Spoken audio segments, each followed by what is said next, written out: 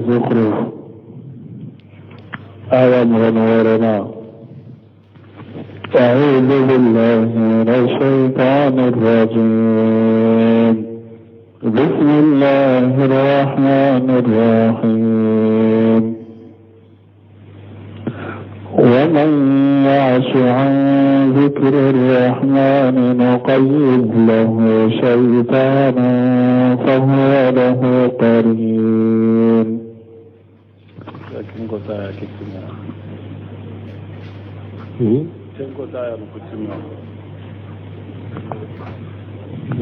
وإذ قال إبراهيم لأبيه وقومه إنني براء مما تعبدون إلا الذي فطرني فإنه سيهدين وجعلها كلمة باقية في عقبه لعلهم يرجعون بل متعت هؤلاء وآباءهم حتى جاءهم الحق ورسول مبين ولما جاءهم الحق قالوا هذا سحر وإنا به كافرون وقالوا لولا نزل هذا القرآن على رجل من القريتين عظيم أهم يقسمون رحمة ربك نحن قسمنا بينهم معيشتهم في الحياة الدنيا ورفعنا بعضهم فوق بعض درجات ليتخذ بعضهم بعضا سخريا ورحمة ربك خير مما يجمعون ولولا أن يكون الناس أمة واحدة لجعلنا لمن يكفر بالرحمن لبيوتهم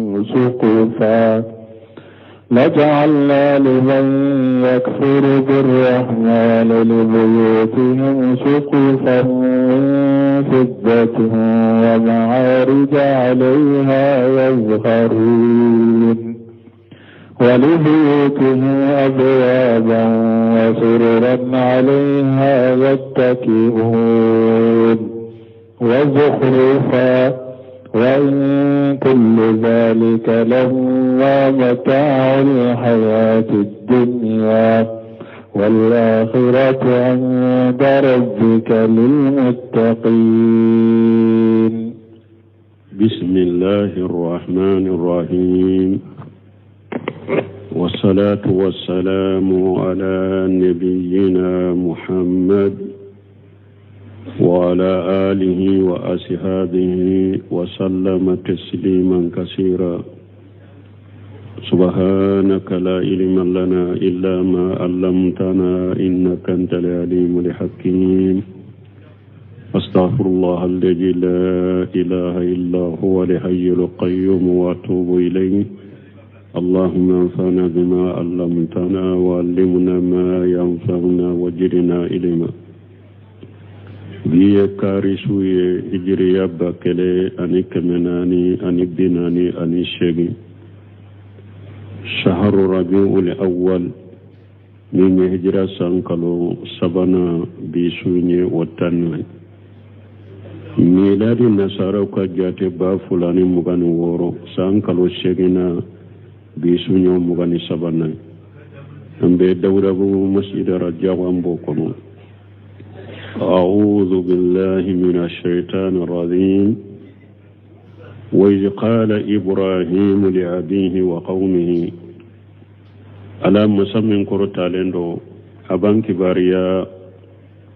كابو أكاجوما أنا كتشيدي أنا كتري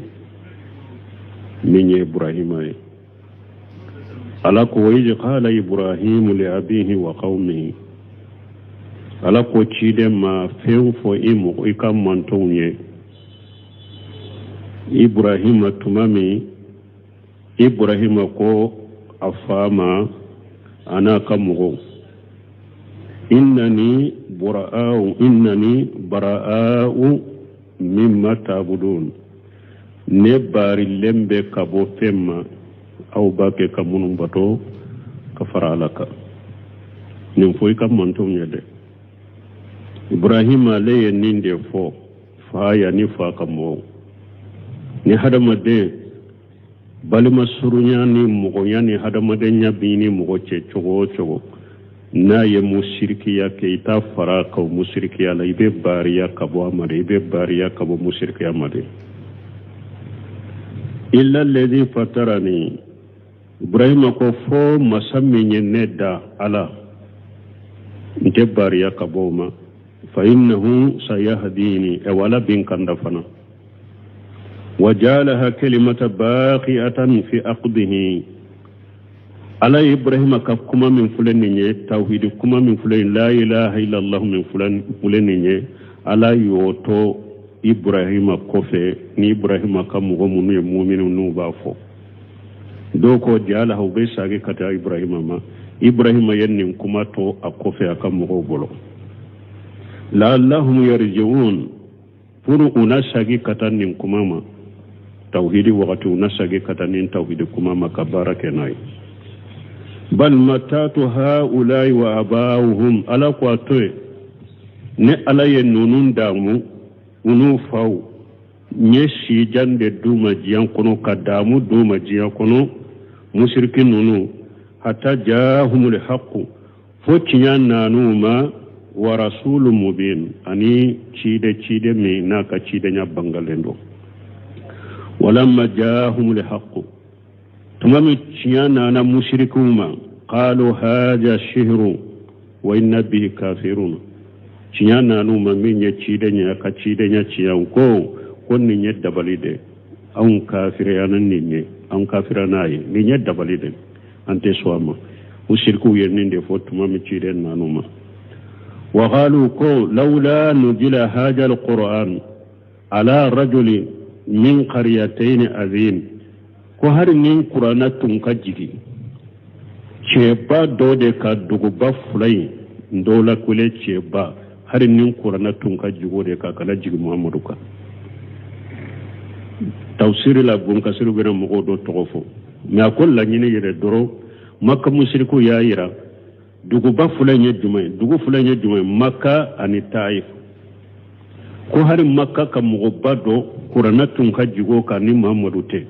wo be taifa ka mo bado Qur'ana tun ka jigo ka min te Muhammadu ye maka kafiru ye min defo ala kuma ahum yaqshimuna rahmat rabbika Muhammadu fu ya la ulu de be etigi ala kan nematila ne ala kan nematila ba ya ulu de ya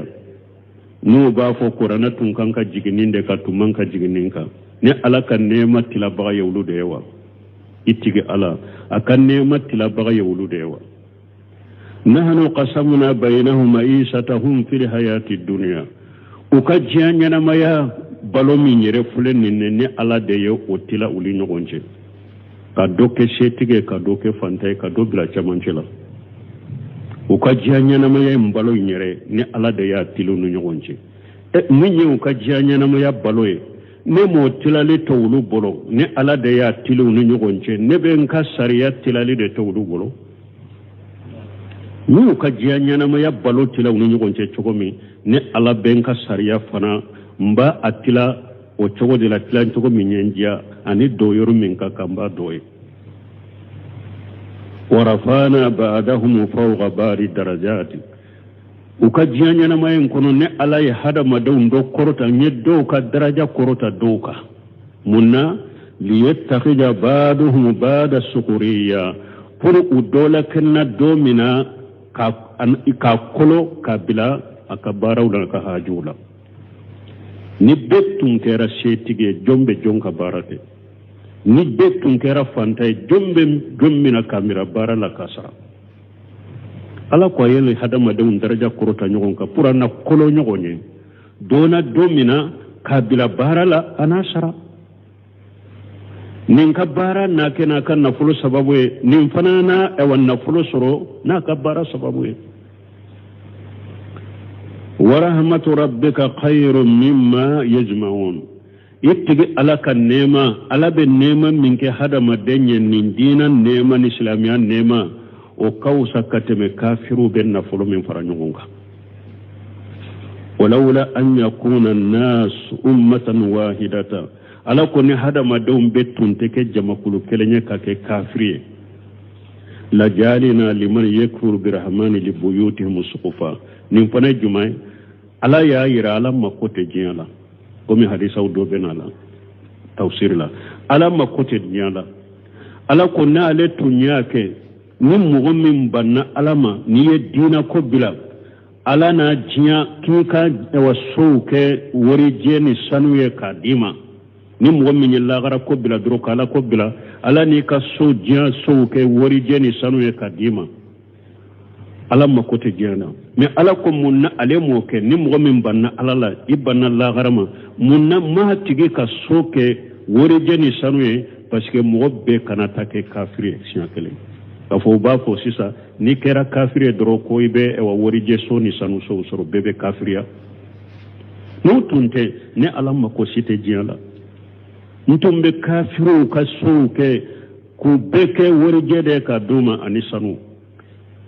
men ni nyoke hadama dem beke ke kafiri esna kele parce que bafo ko ni kafiri ara de be jian so donc o de ato moke ala fule ko de foya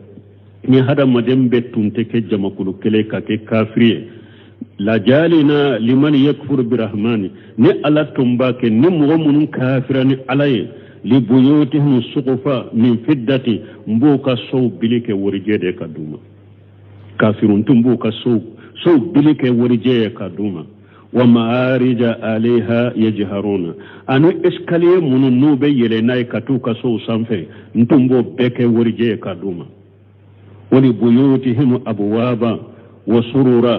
عليها يتكئون ايوا وكسو كبروتو فنا ukaso ka portu ntumba beke worje ka duma anu kallum lumunu no be shige kanyaka kadaka aka kanyaka ntumba beke worje ka duma kafiru koni wajugurufa anisanu ntumba ukaso ko worje de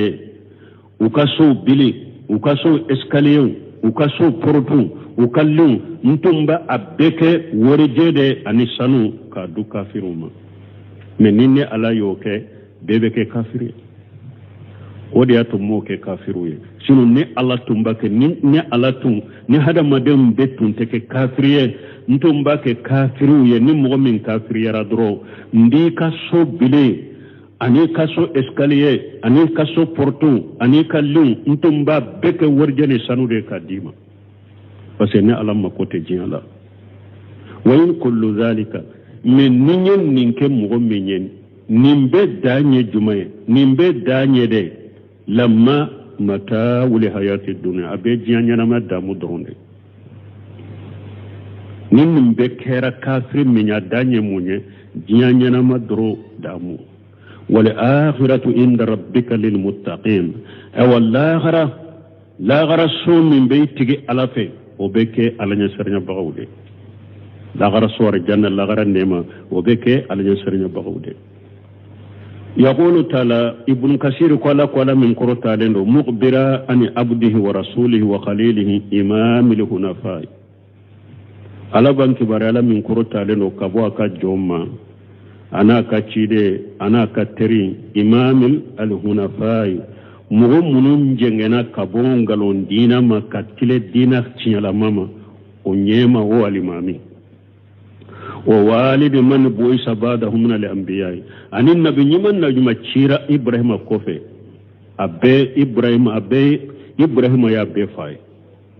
نبي من نجم تشيرا إبراهيم كوفي أبي فاي إبراهيم دي الذي تنتسب إليه قريش في نسبها ومذهبها إبراهيم مي ni quraish gan kaw tumbu yere dambi katama dambela utumbu dambi katama majhabila akatashra Kurasanka kafiru yere tumbu yere dambe kata Ibrahim ma dambela utumbu dambe kata Ibrahim ka dina de da kudu be Ibrahim ka dina de ka bo ala yan kibariya ka boni Ibrahim ma annahu tabarra min abihi wa qaumihi fi ibadatihim al awsana ko Ibrahim ay bariyara kabo afama ana kan mugo a bariyara kabo ma ko boli batola tumbu ka boli bato minna Ibrahim faana kan mugo tumbe boli bato minna Ibrahim faana kan mugo Ibrahim barira kabo ka boli bato ma fa qala Ibrahim ko innani bara'u mimma ta'buduna akone bari lembe kabo femma be munum batu illa alladhi fatarani fa musammin yanda fa innahu sayahdini wala bin kanda wajalaha kalimatu baqiyata fi aqibihi أي هذه الكلمة وهي عبادة الله وحده لا شريك له أو ألا ينكما كي وبنيا فوتشوغم إبراهيم ينكما كي نين توحيدكما معناك ألا كلمة بتفوي كنفر ألاك وقالوا ما شواه من الأوثان أني فيني بولي ألا تناي كومي بولي في بغتي كبو أولولا وهي وكلمة يجمع لا إله إلا الله كبتو فين ورته من كبتو تشني على كلمه فوته اي جالها دائمه في جريته يقترب به ابراهيم يننك وبي على يننك ابراهيم كجريالا نوبه نكما نوبا نومنا كلا دغه كبارك ناي يقتنى به فيها من هداه الله تعالى من جرية ابراهيم عليه السلام ابراهيم كجريا من على يا كندا نوبه كنداني نكما كبارك ناي Ibrahim yennin kuma to aka juriya la na ka juriya min kandara nu be barake nin kuma la allahum yarjiun ay ilayha pour unasagi katan nin kuma ma qala jama'atu min al ulama fi qawlihi azza wa jalla doni ka jama do ko alaka kuma la wajalaha kalimatu baqiyata fi aqbihi yani la ilaha illa allah ko la ilaha illa allah to akofe aka juriya bolo لا يزال في جريته من يقولها مغتول إبراهيم كجريا ولا نابن كمافو وقال ابن جيد كلمة الإسلام ابن جيد كو إبراهيم يمونتو كمغو بلو وبي ألا يمونتو إبراهيم ألا يمونتو إبراهيم كوفي كمغو بلو سلامية من يقرطبي على دبت دميري ساقي كتا ألما كافو ألا ينكماتو إبراهيم كوفي كجريا لا وهو يرجع إلى ما قاله الجماعة بن كثير كو بن جيد كو كلمة الإسلام كو إبراهيم يمونتو كجريا وبلو مونتو كوفي كجريا وبلو كو سلامية كما بن جيد ياكي كو سلامية كما بن كثير كو وهو يرجع إلى ما قاله الجماعة أكو دوني كبغا جماعة يمين فو بن جيد كما ينبساقي كتوريما أبي لا إله إلا الله دي توحيد كما ثم قال جل وعلا وكفى لكم مسمين كبكر تعلموا بل متت هؤلاء يعني المشركين ألا قال أن المشرك مكة مشرك عليه داموا وآباءهم أنوفوا أي فتتاول عليهم الأمر في دلالهم علي الشيجان دوما وكفل لا كودا مجيكونو مشركو أنوفوا مكة مشركو أنوفوا ala ye shijan de duma ka filibanca na kadamu duma jiakono hatta jaahum li haqq wa rasul mubin ay bayyana fo ewa ciyanna anuma ani cide min ye bangeli kelay bayyana irsalatan wa najaratan cide min ya ka cide nya bange bayyana irsalatan wa najaratan aya ka cide nya wa nizaratan aya ka cidenya ana ka baga aya bange ciyana numa ani cide minna ya ka cidenya bange ka baga bange uye walamma jaahum li haqq qalu tumam ciyana numa uko hada sihru wa inna bihi kafirun ay kabaruhu wa anaduhu uyu yere bonya ka bo cide mbatolima ukan na gele ya katama ودفعوا بالصدور وراهي uye ewa chinyai chide mika chide nyani chinya uya nyoneni udushi ye ani fanga warahi ye fangare ويانوني ديشوي كانيوني فانغي كفرا وحسدا وبغيا كافريا درو أني حاسديا أني يادا كافريا درو أني حاسديا أني يادا ويتنين يوني ديشوي أني فانغا كافريا درو أني حاسديا أني يادا وقالوا كو أي كالمؤتردين على الذي أنجله تعالى وتقدس وكو نو ببرامي على يمين جيجي على يقرنا من جيجي على يتيان من جيجي وكو نو ببرامي تيانا مثلا من سنة لن ولي تيان من جيجي وكو نو ببرامي تيانا كتيان ساقي لولا نزل هذا القرآن على رجل من قريتين عظيم أي هل كان إنزال هذا القرآن على الرجل العظيم كبير في أعينهم كو هل نين قرآن تنكجك تشيبا دو ولون يقرأ ولون يقرأ تشيبا كو هل نين قرآن تنكجك تشيبا دوكا من الخريتين دون فلان دولا كلي تشيبا هل نين قرآن تنكجك ودكا يا نون مكة وطائفة وكلا نين دقبا فلا وكلا نين la ñine dugu fura ye jumaye makka ni taifa ko hari makka ceba do ube taifa ka ceba do lu nye koro hari qur'ana tun ka jibode ka wa gari jakara khairu wahid minhum qatadatu mugo ya fa hari mugo kelente qatadatu bu ulula annahum aradu bi jalika li walida bun al maghirati wa urwata bun mas'ud al saqafiyya ko mugo ya fa hari mugo kelente qatadatu bu ulula ko ceba fulay jonye ko alwalida bun almaqirat o yakkelenya anu urwata bu masud saqafiyya ko nunun dola kere har ma e wa qur'ana tun ka jigi nunun dola kele de ka walida bun makhira ube urwata bu masud ulum ye qur'anun de ceba lu bolo ko har qur'ana tun ka jigi nunun dola kele de ka bun ka shirtu mama yenni fo أقوى جاهر أن مرادهم رجل كبير من أي بلدين كان أقول لن يردرو تشيبادو درو دغو فلايم تشيبادو لكري درو درو parce que ne ye kurtubi nunu bagawi nunu to lube to wore chaman fo minun tan ne wora to bunkari siru ko jahiru e munye ukalla nyini dro ko makka ka chebado min te chidenye ube taifa ka chebado har korana tun ka jiru oka قال الله تعالى رد عليهم في هذا الاعتراض وينم بلا ملم منك علي أردكوك أهم يقسمون رحمة ربك على كوتشيد ما يالا ولود بيتك على كنيمة تلا أي ليس الأمر مردود إليهم كوين ساقلين تكتولو ما كوين تولو بلو كوين تولو بلو بل إلى الله عز وجل كوين بي على دي بلو كوين تساقل كتولو ما كوين بي ساقل كتولو دي ما مسمين كبا كورتالينو والله آلم حيث يجعل رسالته أوا على باكا تشيدي نيادو يروم على بودو كوين ولو تاتي كوين يدي كوين بي ساقل كتولو دي ما على باكا تشيدي نيادو يروم على بودو فإنه لا ينزلها إلا على أزكى الخلق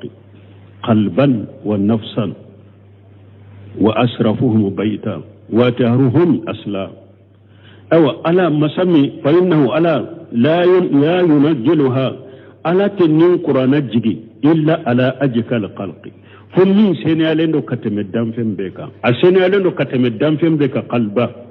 الدسكون سنالين كتم الدم فين بيكا ونفسا أنين سنالين كتم الدم فين بيكا وأسرفهم بيتا دم فين بيلا فنا أبورا سوم من نيباس رسول كروتالين كتم دم فين بيكا سوموكا وأتهرهم أسلا أنين مين كاللسرين سنالين كتم اللسري بيكا بويرو min boko kolo abora yoromi aka boyoro senalendo kateme boyoro beka donc ala benin qur'ana jigo de ka ode ye muhammad sallallahu alaihi wasallam ode to ala qur'ana jiga ka ale de diskun senalendo kateme damfem beka ale de nin senalendo kateme damfem beka ale de bora sokoro talenda kateme damfem beka ale de kallesrina ka boyoro senalendo kateme beka على القرآن جعل لك ثم قال تعالى مبينا وكفى على يا فلا من قرط لنا باب بانغاني أنه قد فوت بين خلقه فيما أتاهم من الأموال والأرزاق كو على كوايا أكدام فيهم بونيون كورو نفولو لا نغرجاغي أما دام فيهم ككلنيا نفولو لا أمو ككلنيا غرجاغي لا دوكا نفولو كاتا كتم دوكا غرجاغي أو يرو ولين دوكا تم دوكا ثم قالت والأقول أنا حكلو ألا ما دام فيهم ككلنيا حكلو فنلا والفهوم ألا ما دام فيهم ككلي فهمولا وغير ذلك من القوة الجاهرة والباطنة أني نوننا نيغنا فانا كنملتا أني فانا كونوناتا ألا يهدى مدوم بدام فيهم بنيغن كوروني نونو نيري ألا ما دام فيهم ككلنيا نوننا أما دام فيهم ككلنيا نفولو لا أما دام فيهم ككلنيا غرجاغي لا أما دام فيهم ككلنيا حكيلو لا أما دام فيهم ككلنيا فامو لا أني نوننا نيغنا فانا كلمة لما أني فانا كونو لما أما دام فيهم كلنيا ولا فانا كلمة لما يموني تو فانا دام فيهم كلنيا ولا فانا كونو لما يموني لمن يو وكا غرينيو غني ألنا سيرا وكا غرينيو غني ألا ما دام فيهم كلنيا نونونا وقال لكم نحن قسمنا بينهم معيشتهم في الحياة الدنيا أكون على ديو كبلو تلا ونينيو غنشي وكا جيانيا نما يبالو ni ala de ya atila uni nyogonche kata yalla ba wa qawluhu ni ala ko liyattakhidha ba'duhum ba'da sughriya qila manahu liyusaqqira ba'duhum ba'da fil amali liihtiyaji furu dawna udu kolo baharawla na hatagira atigima haja ila haja liihtiyaji haja furu udawna do kolo fil amali baharawla لإنتياز حاجة إلى حاجة من كهتغلي كتنما وحاجة إلى حاجة من فنك هتغلي كتنما معنى نفول تجيب هتغيا أكفنتن دوسرو كي تكيب بلا كبارلا إكا كبارة كيسرا فانتن فنا هتغلين بين نفول تجي دولا إكا أليتا إكا بلا إكا بارلا إكا سرا أفنا كتبالونا ورحمة ربك خير مما ثم قالوا كفلكو ورحمة ربك خير مما يجمعون أي الرحمة الله بخلقه خير لهم مما بأيديهم من الأموال ومتاع الحياة الدنيا أو ألك نيما من بدام فيهنك وكوسا كتمن نفل من بأولوبرو أنم إواجيا كدامو ألك نيما من بدام فيهنك وكوسا كتمن نفل من بكافر بلو ani diya damu min b'u bolo tafsirkɛlaw dɔw bɛ nin nɛɛma kɛ ɛwa silamiya hɛra ani diina hɛra danfɛn kan o ka wusa kafiru ka nafolo ye summa qala ta'ala o kɔfɛ ala ko lawla an yakuna an-nasu ummatan wahidatan ay lawla an ya'taqida kathirun min an-nas min mɔgɔ caman tun ta a jate mina hadamadenw na min an-nas li jahlatan ni ewa jahili chaman tunta jate min hadama dawna anna itana almala dalilu ala mahabbatina liman atainahu kafuni ne alaye nafolo di mugumima o yetta man sani dalilare kunne ala bo tigife ni hadama den chama tunte nin jate min ni jahilu tunte nin jate min fa yastamiu ala al-kufri li ajali al-mali nu bebeta fara ɲɔgɔn ka kafiriya la nafolo koso n'o tun tɛ kɛ ni jahilu tun t'a jate mina ni ne ala ye nafolo di mɔgɔ min ma n'o b'a fɔ ni y'a ye ala ye nafolo di karisa ma ala y'a kanu de ala b'a fɛ de wala a bɛɛ na ta kɛ kafiri ye siɲɛ kelen pour u ka nafolo sɔrɔ n'o tun tɛ la jalina liman yakfuru birahmani libuyutihim sughfa min fiddati wa ma'ariza n'o tun tɛ mɔgɔ minnu kafirani ni ala ye ntum bɛ ka so bili anu u ka ewa escalier ntum b'a bɛɛ kɛ warijɛ ka d'u ma o ma'arija kore mun ye salalim wa daraja min fiddati n'an b'a fɔ escalier n'i bɛ yɛlɛ n'a ye ntum bɛ a bɛɛ kɛ u ka so bili n'u ka escalier bɛɛ kɛ warijɛ ka d'u ma alayha yajharuna ay yash'aduna n'u bɛ yɛlɛ ni escalier min ye ntum b'a kɛ warijɛ ولبيوتهم أبوابا أي أخلاق على أبوابهم أو أنتم بو كسون دو فنا كبرتون أنتم بو فنا بك ntumba afana ubeke warije ka duma wa surura alaiha yattaqiun ani ewalliu ulu yerebe da kanye kasige kanye le mununka ay jami'u zalika yakunu fiddatan tumben nimbeke warije ka duma ni mogo tun teke kafire ni nyen ninke ni aya sono ni mogo min kera kafire dro ni ninke ni mogo min kera kafire ben ninkai ni mogo tun ta jate mina konni yayi ni mogo min kera kafire ala ben nafulo dima be jiya dima o yayira ala bu fere ni be tun to jate mina jahilu tun to jate mina nu bebe ke kafire nafulo koso ntum ben nindeke kafiru ya pasi ma kote jiyala wa juqrufa ay wa jahaba ani sanu ntumbu ka so bili anu ka so escalier anu ka so porto ntumba abi anu kallim ntumba beke wori jene sanu de kafiru ka so a bilin a porto a escalier a liu ewa ntumba beke wori jene sanu ye kaduma betunte ke kafirin tumben ndeke parce que ma côté jinala وإن كل ذلك لما متاع الحياة الدنيا أمن نبدا دانيا جيانيا نما دامو درونده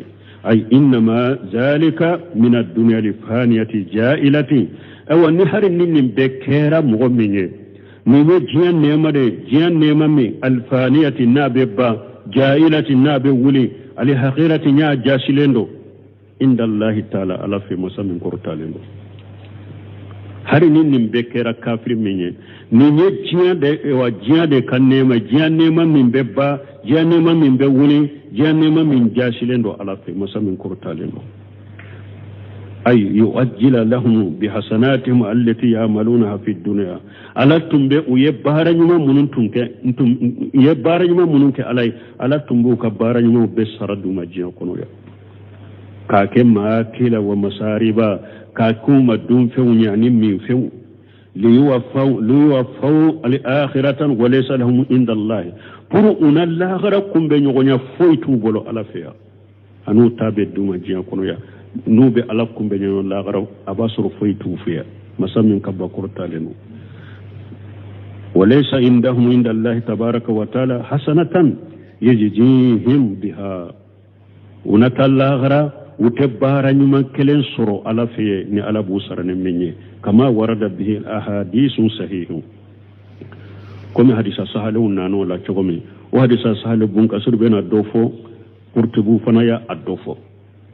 ثم قال سبحانه وتعالى وكفى لكم مسمن كبا قرطالن والاخره عند ربك للمتقين او لا غرا okoni ala yo kere kere ya ala nyasrenya bagawde la garaka nema ala yo kere kere ya ko ala nyasrenya bagawde ma ay hiya lahum qasata la yusarikuhum fiha ahadu ghayruhum la garan nema koni ala nyasrenya bagawde doronde tay mo shite fara ala nyasrenya bagawka la garan nema la wali haja ninde koso lamma qala umar ibn al-khattab radiyallahu anhu li rasulillah sallallahu alaihi wasallam sanan ka sai umaru tama bun kasir ya koriya ke kata hadisa munuma ewa minye bagawi alayhi hadisan nunun donati hadisan doye munye ako dondola marra rasulullah sallallahu alaihi wasallam bisuqi wan nasu kanafatayhi ko dondola ko ciden temena sugula ayasuru mo be sugu kere fulala ciden temena ni chamanche dobe sugu kere gona yamfe dobe yamfe fa marra bi jaday asakku majid ciden temena ba deni doma ba deni suude do awa atilo fana tigelendo do mana ba deni min ni tilo tala a wolola tende tilo tala asaku yode tilo kasuru tilo tala asu ciden temena wala fatanawalahu ciden ye ba deni suyi ayata fa gaja bi ujunihi ayata kaminana tilo de atilo surumani aya minana tiloe summa qala ko fe ciden ko sugu mogoma ayyukum yuhibbu anna haja lahu bidirham o ko awla dumba fe sisa yi kan nimba deni sumin fulani ni ika sadrahim kele de dumba fe kan nin sadrahim kele fa qalu ma nuhibbu o ko anten nin fe sogomogo be ko anten nin fe annahu lana bi shay'in an ta fi an ka foyi donina foyi an ta dan ka foyi donina o ma nesina bihi an ben nin ke muni an ba ke muni an tan ka foyi donina summa qala atuhibbuna annahu lakum aw ciren ko nata ka fendo ala yala ba fe jomba fe akadima fu qala wal jomba fe akadima fu atuhibbuna annahu lakum jomba fe nin kadima fu uko ciren ma ko anten nin fe ako har na ya soro nimbe balola lebo be ninna asaku har na ya soro nimbe balola lebo be ninna janko su ante ninfe aw tumamu yannin fo qala wallahi kiden kon kalnane alai qalu uko jama'in ko wallahi law kana hayya kana ayiba jama'in ko ciden ma tumama ko yala ba fa ka dauma fuwa ko wallahi harin na ya soro ni nyana malendo ni lebulendo annahu asaku parce que tilo tahlat akatilo kasuru fa kayfa uko chugodi abenilla halala asudo ambe ninke munye bo ciden ko fa wallahi la dunya ahwanu ala allah min haja alaikum awa ciden ko wallahi kalne alai jiya fana kan nogo ala bola makote jiya la kateme aw makote nimba sula chogomi jiya kan nogo ala bolo kateme ninka nogo aw bolo chogomi de jiya kan nogo ala bolo kateme ninka nogo aw bolo chogomi ni hadisa be muslimu kono hadisa ndo yenende bunka sir ko hadisa munun nana anana hadisa warala ciden ko sallallahu alaihi wasallam baqawi nata ko law kanat ad-dunya ta'dilu inda Allah janaha bawdati ma saga kafira minha sarabatan mai o betru meje kono ciden ko sallallahu alaihi wasallam akunna yasru jiya niya valeri do basakili fandona kasoso kamado basakili fandola na yasru jiya valeri bese ka giriya kasoso kama pese kafiri tunte jimi ko kelen surala mana alafe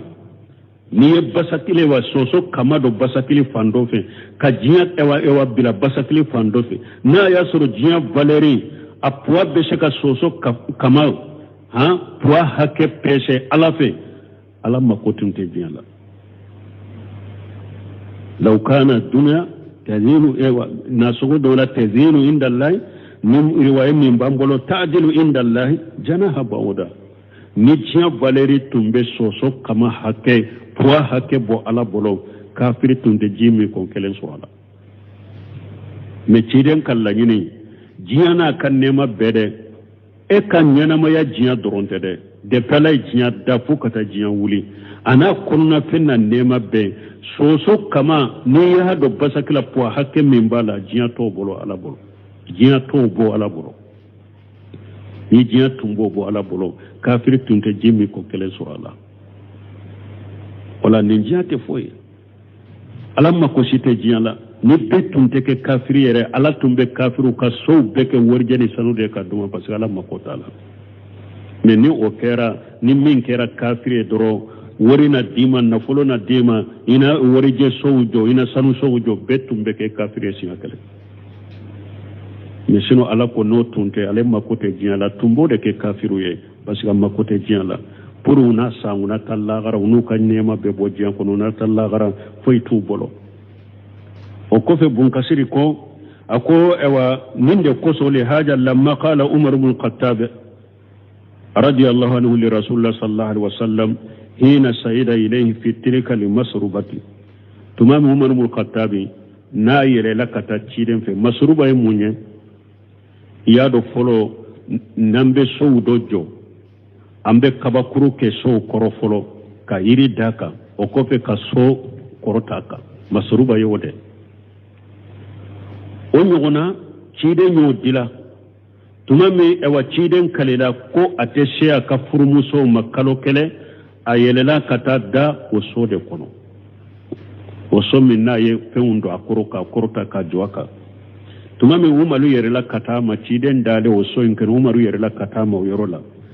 lamma ala sallallahu alaihi wasallam min nisaihi nin kera wakati juma wakati min ni ciden kalela ka muso ka ko kalo kele ko ate suma umaru yerela ciden ntara adda oso inde kono ka muso ka so bila umaru yerela kata segere farahu ala rimali hashir umaru ye ciden soro debe kolondoka debe kolo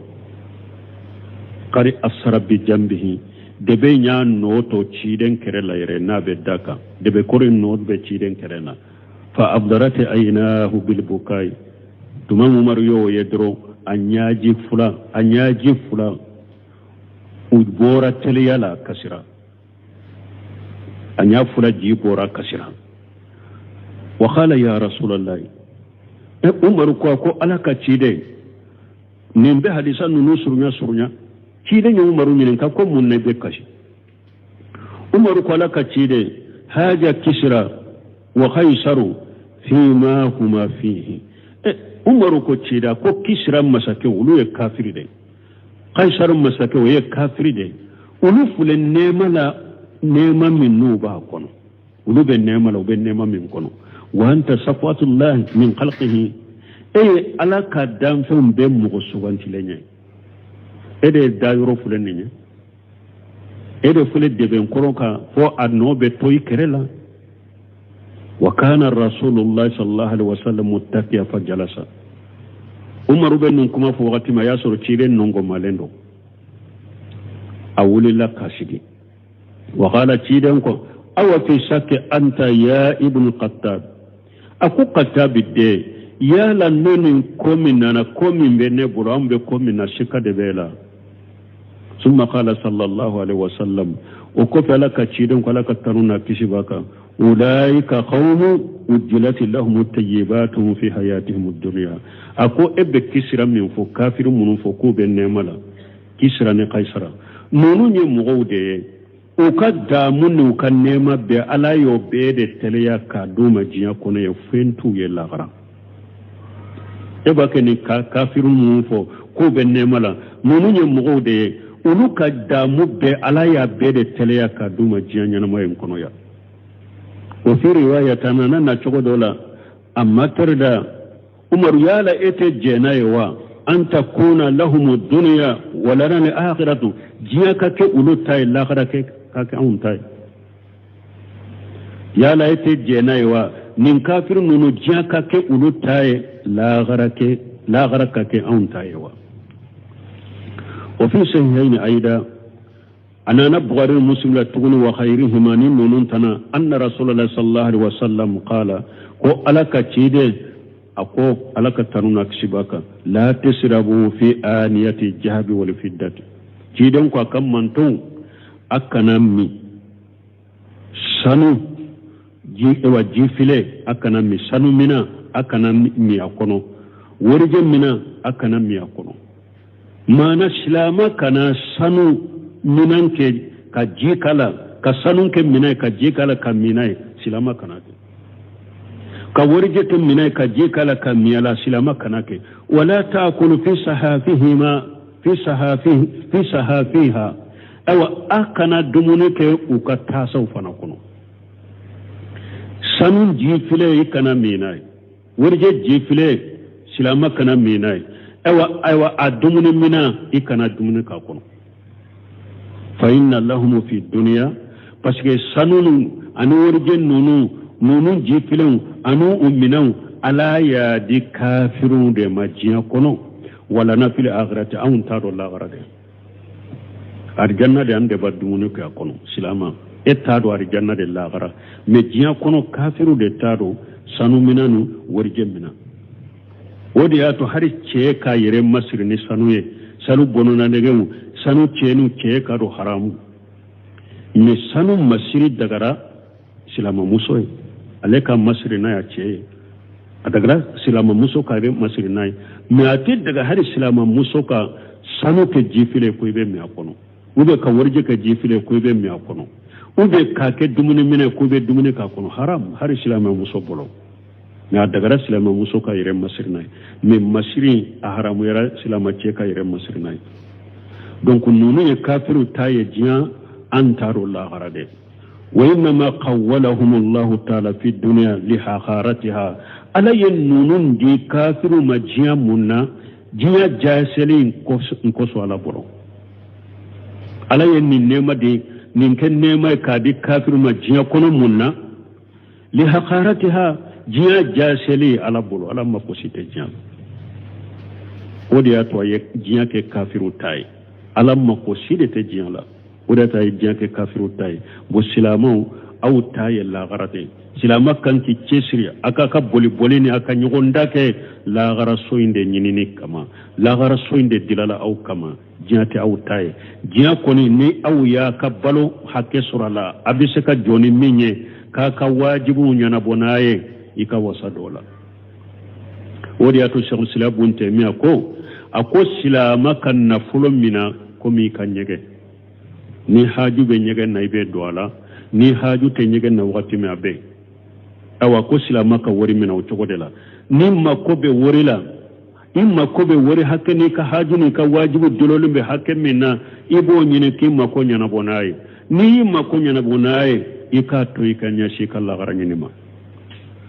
risalatul wudiya aka kitabu dode ninye aba fotuni ube ko ewa silama e ka wori mina ko mi kayere nan ka fali ni ka fali be wolo wakati togo mi nasiri lendo ni makobe falera wakati mi be yela ka kati makonya na bonaye ni makonya na bonaye ibn asiri akon na folo ka ke hada madem bolo silama bolo nin jogo de la aka ke makonya na bo fende yi bolo ma kan sugula ka boy kala gara koma akalla nyine yo ode وقتي سيرا يا أمبي سكاجو يا شاء الله سبحانك اللهم ربنا بحمدك أشهد أن لا إله إلا أنت أستغفرك وأتوب إليك. سورة الزخرف آية مغنورنا